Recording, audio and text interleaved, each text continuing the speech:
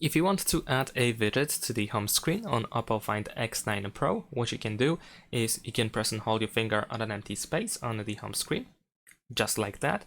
And then once you open these additional tools, we can tap on Widgets at the bottom. We need to press agree and continue in order to open the list of widgets, and this is how it looks like right now.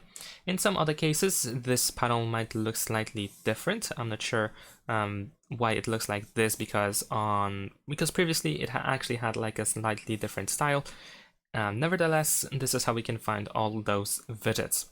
So if you are looking for a widget, let's say that is provided by Gemini, then we should be able to open it over here. We have our widget, and you should be able to press this add button. In the past, we could also press and hold our finger in order to actually add it, to drag it to the home screen, but it seems that right now we can just only add it. I'm not sure why it is like that.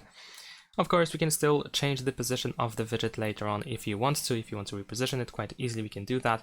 And if you press and hold your finger in order to for example, reveal the remove widget button, then we can also grab by this corner in order to make it wider or smaller. At least in some cases, it is possible to resize a widget. Thanks for watching, leave a like and subscribe.